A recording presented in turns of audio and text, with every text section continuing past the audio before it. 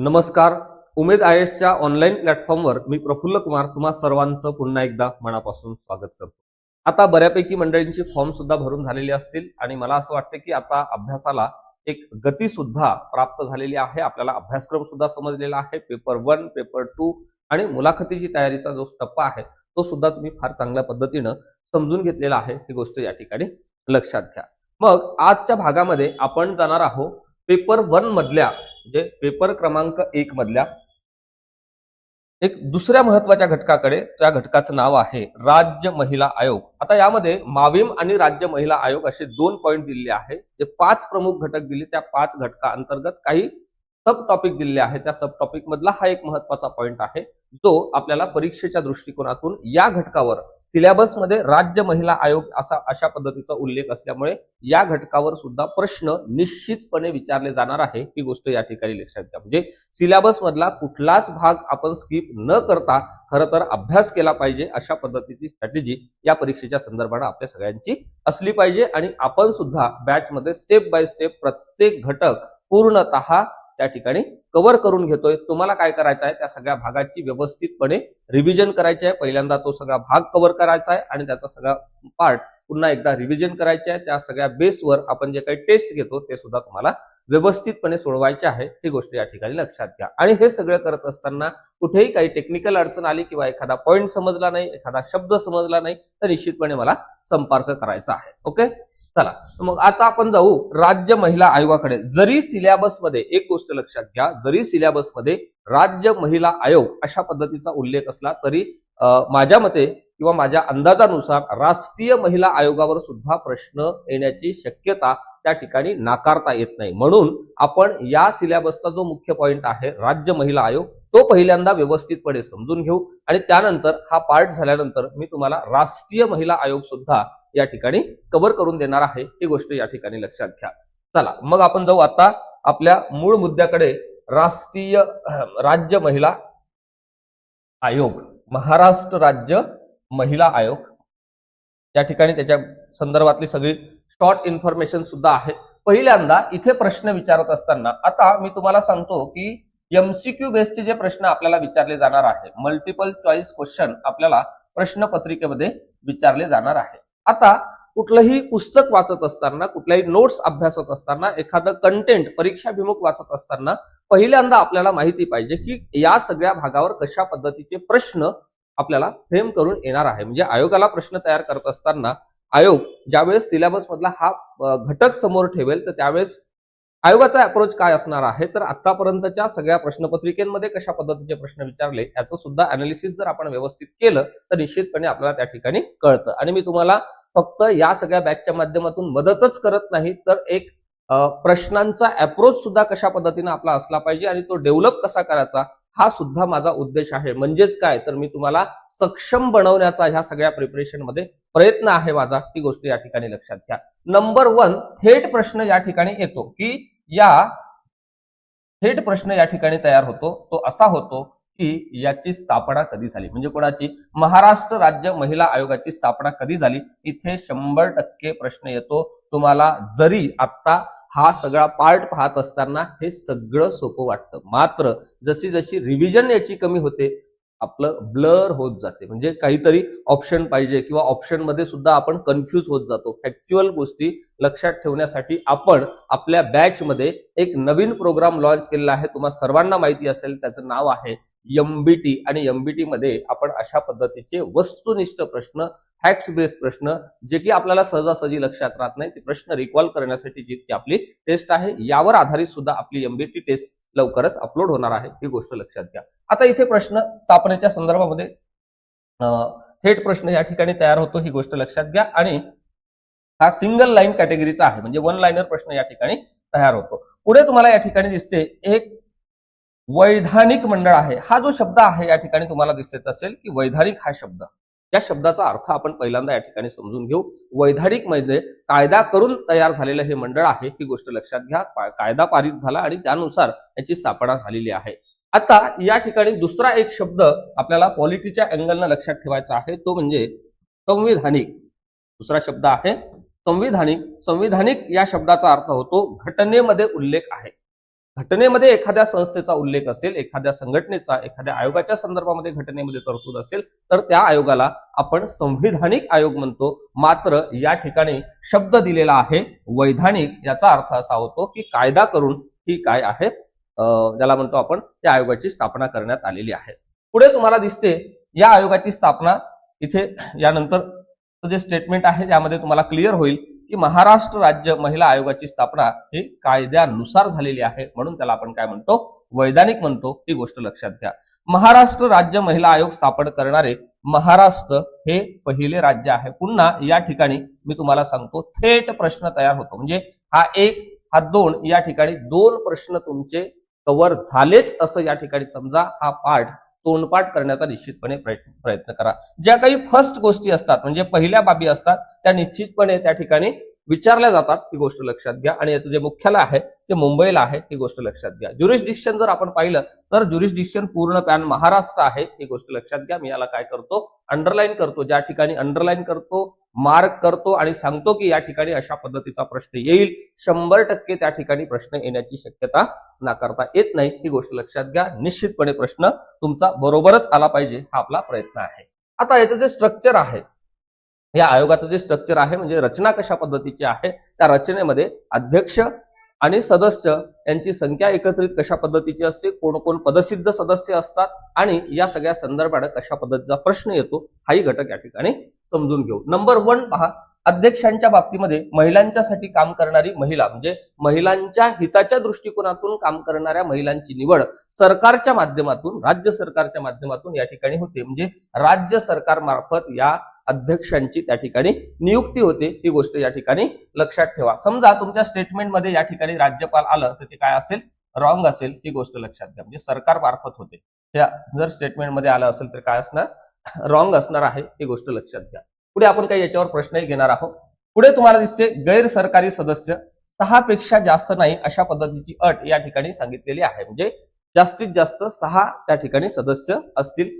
तिसरा एक महत्वाचा पॉइंट या सगळ्या रचनेच्या बाबतीमध्ये आहे, तो म्हणजे डीजीपीच्या संदर्भातला, म्हणजे director general of police. Maharashtra राज्याचे जे पोलीस महासंचालक आहे ते पदसिद्ध सदस्य असतात आणि सध्या रश्मी शुक्ला मॅडम या ठिकाणी काय आहे, महाराष्ट्र राज्याच्या पोलीस महासंचालक आहे. अर्थातच जी व्यक्ती त्या ठिकाणी पोलीस महासंचालक असते ती ऑटोमॅटिक राज्य महिला आयोगाच्या पदसिद्ध सदस्य होतात, ही गोष्ट या ठिकाणी लक्षात घ्या. पुढे तुम्हाला दिसते आयोगाची सचिवाच्या बाबतीमध्ये नागरी सेवेतील महिला, कोणत्या महिला, नागरी सेवेतील महिला त्या ठिकाणी काय असतात, सचिव असतात, ही गोष्ट या ठिकाणी लक्षात घ्या. त्यानंतर तुम्हाला दिसते या आयोगाची प्रमुख उद्दिष्ट काय आहे. आता या आयोगाची स्थापना कायदा करून महाराष्ट्र सरकारने स्थापन केले आणि स्थापन करण्यामागे खऱ्या अर्थानं उद्देश काय आहे, तर निश्चितपणे तुम्हाला माहिती असेल की महिलांच्या कल्याणासाठी, महिलांच्या सक्षमीकरणासाठी निश्चितपणे सरकारने टाकलेलं एक महत्वाचं अशा पद्धतीचं धोरणात्मक पाऊल आहे, ही गोष्ट लक्षात घ्या. मग प्रमुख अशा कुठल्या बाबी आहेत की या उद्दिष्टांच्या संदर्भाने आपल्याला समजा प्रश्न विचारला तर तो प्रश्न, त्या प्रश्नाचं उत्तर देण्यासाठी आपल्याकडे कोणकोणतं कंटेंट त्या ठिकाणी फिक्स लागतं, तर ते हे कंटेंट लागतं, ही गोष्ट लक्षात घ्या. नंबर 1, महिलांची समाजातील स्थिती म्हणजे सध्या स्थिती आणि प्रतिष्ठा सुधारण्याच्या संदर्भामध्ये पाऊल टाकणे, अशा पद्धतीची कामं करणं, ही गोष्ट या ठिकाणी लक्षात घ्या. सेकंड नंबर, महिलांची मानहानी करणाऱ्या प्रथांचा शोध घेणे, म्हणजे महिलांना कमी लेखनाच्या संदर्भामध्ये अशा काही प्रथा आपल्या समाजामध्ये असेल तर त्या प्रथांचा शोध घेणे, त्यावर प्रतिबंधात्मक उपाय सरकारला सुचवणे, हे देखील काम त्यांना या ठिकाणी करावं लागतं, ही गोष्ट या ठिकाणी लक्षात घ्या. त्यानंतर तुम्हाला दिसते पुढे महिलांवर परिणाम करणाऱ्या कायद्यांची प्रभावी त्या ठिकाणी अंमलबजावणी करणे, महिलांची समाजामधील स्थिती, प्रतिष्ठा यामध्ये सुधारणा आणि उन्नती करण्यासंबंधित सर्व मुद्द्यांवर शासनाला सल्ला देणे, ही गोष्ट या ठिकाणी लक्षात घ्या. शासनाला काय देणे, सल्ला देणे. वेळ प्रसंगी या सगळ्या संदर्भामध्ये सरकारला गाईडलाईन देण्याचं सुद्धा महत्वाचं काम यांना ह्या सगळ्या संदर्भानं करावं लागतं, ही गोष्ट लक्षात घ्या. म्हणजे हे सगळे पॉइंट तुम्हाला काय करायचे आहे, प्रमुख उद्दिष्टांमध्ये लक्षात ठेवायचे आहे, ही गोष्ट या ठिकाणी लक्षात घ्या. त्यानंतर तुम्हाला दिसते नेक्स्ट 5 नंबरचा मुद्दा, गरजू महिलांना समुपदेशन आणि निशुल्क अशा पद्धतीचा कायदेशीर सल्ला देणे. निशुल्क हा शब्द या ठिकाणी लक्षात ठेवा, पेड नाही आहे, कसा आहे, कम्प्लिटली मोफत आहे, ही गोष्ट लक्षात घ्या. राज्यभरातल्या कुठल्याही महिलांना कायदेविषयक सल्ला लागल्यास या ठिकाणी राज्य महिला आयोग ते प्रोव्हाइड करते आणि कशा पद्धतीने प्रोव्हाइड करते, निशुल्क प्रोव्हाइड करते, ही गोष्ट या ठिकाणी लक्षात घ्या. मोफत त्याला आपण काय म्हणतो, प्रोव्हाइड करते. दुसरी गोष्ट या ठिकाणी समुपदेशन हा शब्द दिसतो, म्हणजे याला आपण इंग्लिशमध्ये काउन्सिलिंग म्हणतो. ज्या पीडित महिला असतील किंवा अन्यायग्रस्त महिला असतील, यांच्यावर अन्याय झाला, त्यांना कायदेविषयक सल्ला देणे आणि त्यांची स्थिती समजून घेण्यासाठी काउन्सिलिंग करणे, समुपदेशन करणे. काउन्सिलिंग अर्थातच समुपदेशन या शब्दामध्ये हे गृहीत असतं की तिची सध्याची स्थिती लक्षात घेता ती चिडत असेल तरी देखील त्याला आपण काय करून घेणे, समजून घेणे आणि तिला व्यवस्थित अशा पद्धतीचा सल्ला देणे आणि त्या सगळ्या प्रॉब्लेम मधून, त्या अन्यायग्रस्त परिस्थितीमधून त्या पीडित महिलेला बाहेर काढणं, हे देखील कार्य कोणाचं आहे, महिला आयोगाचं आहे. ही गोष्ट लक्षात घ्या. आयोग महिलांशी संबंधित विविध मुद्द्यांवर संशोधनात्मक अध्ययन सुद्धा त्या ठिकाणी करते.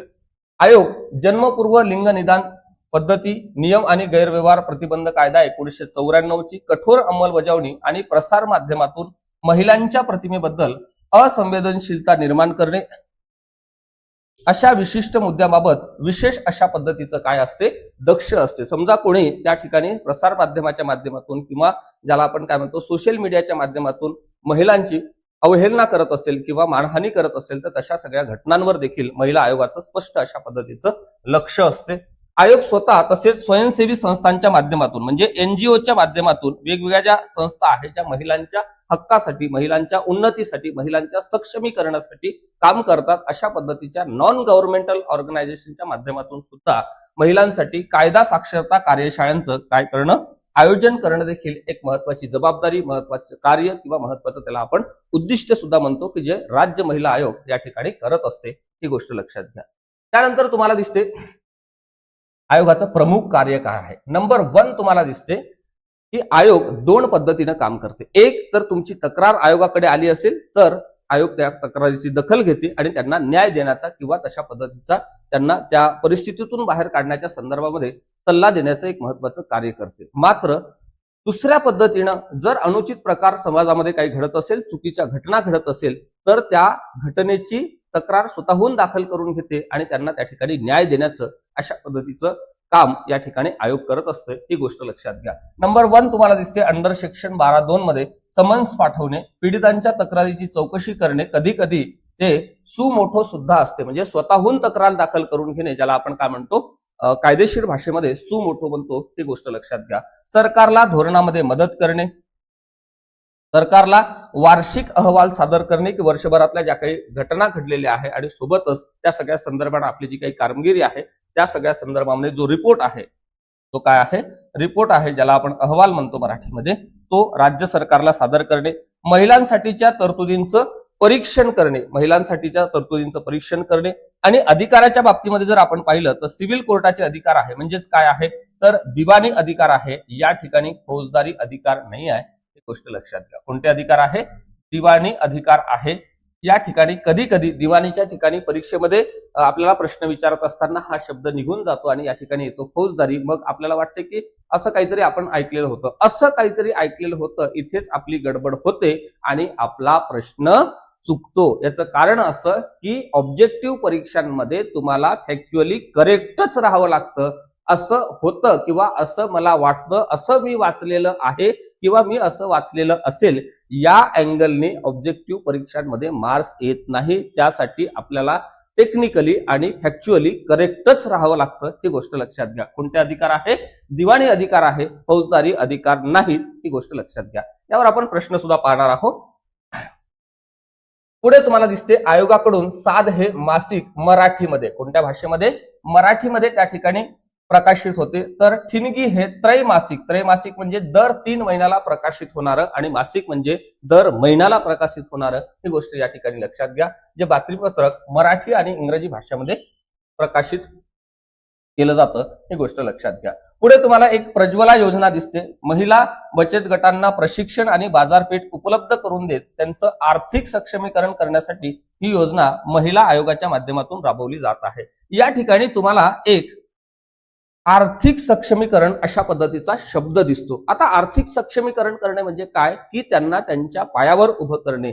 त्यांची फायनान्शियल डिपेंडन्सी कमी करणे, त्यांचं आर्थिक अवलंबित्व कमी करणे आणि त्यांना त्यांच्या पायावर उभं करून त्यांना सक्षमपणे समाजामध्ये एक ताटमानेनं जगता यावं यासाठी उभं करण्याचं एक महत्वाचं उद्दिष्ट किंवा एक कार्य त्या ठिकाणी या महिला आयोगाच्या माध्यमातून होते. त्यासाठी त्यांनी प्रज्वला योजना लागू केलेली आहे, ही गोष्ट या ठिकाणी लक्षात घ्या. तुम्हाला प्रश्न विचारत असताना इथे प्रश्न तयार होऊ शकतो की महिलांच्या आर्थिक सक्षमीकरणासाठी राज्य महिला आयोगाकडून सुरू केलेली योजना कोणती. मग तुम्हाला योजना कोणती आठवली पाहिजे?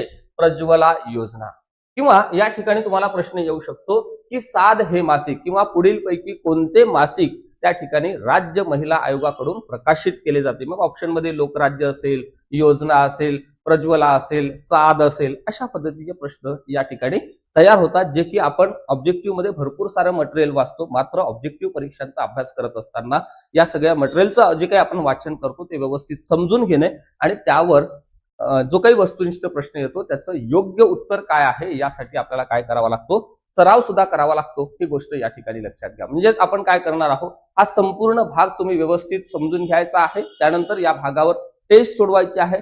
या भागावर टेस्ट जे आपण सोडवतो त्याला 4 पर्याय असणार आहे आणि जी एक दुसरी टेस्ट आपली असणार आहे ज्याला आपण MBT म्हणतो, म्हणजे मेमरी बेस्ड टेस्ट म्हणतो. त्या ठिकाणी फक्त प्रश्न असेल आणि रिकामी जागा असेल, म्हणजे त्याचं उत्तर तुम्हाला स्वतःला आठवून लिहायचं आहे. म्हणजे काय तर मी तुम्हाला एखादा प्रश्न असा विचारला की थिनगी हे राज्य महिला आयोगाकडून प्रसिद्ध केलं जातं, ती रिकामी जागा आहे, म्हणजे काय आहे ते त्रैमासिक आहे. ही गोष्ट या ठिकाणी लक्षात घ्या. बरोबर आहे. अशा पद्धतीचे प्रश्न हे MBT मध्ये असतील. काही MBT तुम्ही सोडवलेले आहेत. आपण सगळ्याच विषयाच्या बाबतीमध्ये त्या ठिकाणी मॅक्झिमम अशा पद्धतीच्या टेस्टही टॉपिक वाईज सोडवणार आहोत, MBT सुद्धा सोडवणार आहोत आणि कॉम्प्रेहेन्सिव्ह टेस्ट सुद्धा सोडवणार आहोत. ही गोष्ट या ठिकाणी लक्षात घ्या. म्हणजे एकंदरीत आपण जी काही बॅच आता रन करतोय त्यामध्ये तुम्हाला कुठेच काही कमी पडू देणार नाही. अजूनही तुमच्या काही अपेक्षा माझ्याकडून किंवा टीमकडून किंवा ह्या सगळ्या बॅचच्या माध्यमातून असेल तर निश्चितपणे मला संपर्क करा आणि मला त्या ठिकाणी तुम्ही सूचना द्या. तशा पद्धतीच्या तुमच्या सूचनांचं ऑलवेज स्वागत आहे. ही गोष्ट लक्षात घ्या. पुढे जाऊ. पुढे इथे ह्या आपल्या बॅचच्या बाबतीमध्ये इन्फॉर्मेशन असेल जे की तुम्हाला जनरली बऱ्यापैकी मंडळींना माहिती आहे, जी आता आपली बॅच लाईव्ह आणि रेकॉर्डेड अशा स्वरूपामध्ये सुरू आहे. बॅचच्या बाबतीमध्ये ज्यांना माहिती नाही त्यांच्या बाबतीमध्ये सांगतो या ठिकाणी की या ठिकाणी तुम्हाला आपण व्हिडिओ लेक्चर सगळे प्रोव्हाइड करणार आहोत, जे की तुम्हाला अनलिमिटेड टाइम पर्यंत पाहता येणार आहे. ही गोष्ट या ठिकाणी लक्षात घ्या. त्यानंतर आपण या सगळ्या विषयांच्या बाबतीमध्ये नोट्स सुद्धा तुम्हाला प्रोव्हाइड करणार आहोत. टॉपिक वाईज त्या ठिकाणी टेस्ट सुद्धा घेणार आहोत. कॉम्प्रेहेन्सिव्ह टाईपची आपण टेस्ट सुद्धा घेणार आहोत. आपण यामध्ये MBT घेणार आहोत. आपण सोबतच आपण मॉक इंटरव्ह्यूची तयारी सुद्धा डे 1 पासून म्हणजे पहिल्या दिवसापासून आपण करून घेणार आहोत. हेच आपल्या या बॅचचं वैशिष्ट्य आहे. ही गोष्ट या ठिकाणी लक्षात घ्या. जेणेकरून आपल्याला जी महाराष्ट्र सरकारने संधी उपलब्ध करून दिली 258 जागांची, त्यामध्ये आपलं नाव आलं पाहिजे. यासाठी तुमची जी काही धडपड चालू आहे त्यासाठी तुम्हाला खूप साऱ्या शुभेच्छा आणि माझं सहकार्य ऑलवेज तुमच्या सोबतच आहे. म्हणजे ह्या सगळ्या संदर्भाने ही जी बॅच चालू आहे याचा लाभ घ्यायचा असेल तर तुम्हाला या ठिकाणी 2 कॉन्टॅक्ट नंबर आहे. यापैकी कुठेही तुम्ही फोन मेसेज करा आणि याच्या सगळ्या संदर्भातले अजून काही शंका असतील किंवा तुमचे फॉर्म भरण्याच्या संदर्भातल्या काही अडचणी असतील किंवा बॅचच्या स्वरूपातल्या काही अडचणी असतील तर ते निश्चितपणे त्या ठिकाणी क्लिअर करून घ्या. आता हा राज्य महिला आयोगाचा संपूर्ण घटक आपण या ठिकाणी पाहिलं. आता ह्या सगळ्या दोन्ही घटकावर आधारित आपण प्रश्नही पाहू आणि सोबतच जरी सिलेबसमध्ये स्पष्ट उल्लेख राष्ट्रीय महिला आयोगाच्या बाबतीमध्ये नसेल तरी माझ्या अंदाजानुसार या ठिकाणी प्रश्न येण्याची शक्यता नाकारता येत नाही. म्हणून आपण तो सुद्धा घटक डिटेलमध्ये यानंतरच्या भागामध्ये पाहणार आहोत. ही गोष्ट लक्षात घ्या. आजच्या भागात मी इथेच थांबण्याचा प्रयत्न करतो. लवकरच भेटू आपण राष्ट्रीय महिला आयोगाच्या संदर्भात नव्या घटकामध्ये. तोपर्यंत धन्यवाद.